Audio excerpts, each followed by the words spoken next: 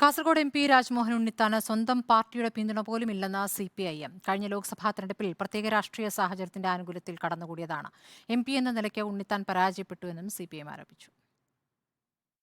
കാസർകോട്ടെ നിലവിലെ MP Rajmohan ഉണ്ണിത്താനെ ഒറ്റതിരിഞ്ഞ് ആക്രമിക്കാനാണ് CPIM നീക്കം.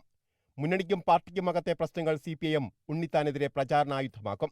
സ്വന്തം മുന്നണിയുടെ പിന്തുണ പോലും നിലവിലെ MPക്ക് ഇല്ലെന്നാണ് CPIM വിലയിരുത്തൽ. MP എന്നുള്ള നിലയിൽ യോജിച്ചൊരു പ്രവർത്തനം അദ്ദേഹത്തിന്റെ മുന്നണിയിലും പാർട്ടിയിലും പോലും അദ്ദേഹത്തിന് ഉണ്ടാക്കാൻ വേണ്ടി കഴിഞ്ഞില്ല. അദ്ദേഹത്തിന്റെ കൂടെ ഉണ്ടായിരുന്ന ഇപ്പോഴത്തെ DCC പ്രസിഡന്റ് പോലും അദ്ദേഹത്തിനെതിരായി നിൽക്കുന്നു. കാസർഗോഡ് ജില്ലയിലെ തലമുതിർന്ന കോൺഗ്രസ് നേതാക്കളെല്ലാം ഇപ്പോഴത്തെ MPക്കെതിരാണ്. UDFൽ അദ്ദേഹത്തിന് എന്തെങ്കിലും തരത്തിലുള്ള ഒരു യോജിപ്പുണ്ടാക്കിയെടുക്കാൻ വേണ്ടി കഴിഞ്ഞിട്ടില്ല. കഴിഞ്ഞ വിജയം രാജ്മോഹൻ ഉണ്ണിത്താന്റെ മികവ് കൊണ്ടല്ല, സംസ്ഥാനമെമ്പാടുമുണ്ടായ പ്രത്യേക രാഷ്ട്രീയ സാഹചര്യത്തിൽ കടന്നുകൂടിയെന്നാണ് CPIMന്റെ ആക്ഷേപം. കേരളത്തിലാകെയുണ്ടായ UDFന് അനുകൂലമായ ഒരു തരംഗത്തിൽ കാസർഗോട്ടും അദ്ദേഹം കടന്നു കയറി എന്നുള്ളതല്ലാതെ സ്ഥാനാർത്ഥി എന്നുള്ള നിലയിൽ അദ്ദേഹത്തിന് ഒരു തരത്തിലുള്ള മികവും 2019 ഉണ്ടാക്കാൻ വേണ്ടി കഴിഞ്ഞിട്ടില്ല.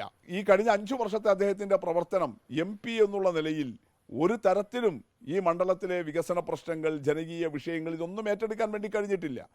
കോൺഗ്രസിനകത്തെ അനൈക്യം പ്രചാരണായുധമാക്കാനും LDF ശ്രമിക്കും. കാസർഗോഡ് മണ്ഡലത്തിലെ രാഷ്ട്രീയ ബലാബലത്തിലെ മുൻതൂക്കമാണ് ഇടതുമുന്നണിയുടെ വിജയപ്രതീക്ഷ.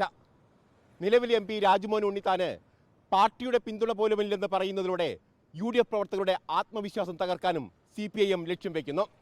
വീഡിയോ ജേർണലിസ്റ്റ് രഞ്ജിത്ത് മലിമ്പാടിപ്പം, reporter AK Abhilash, in reporter Kasaragod.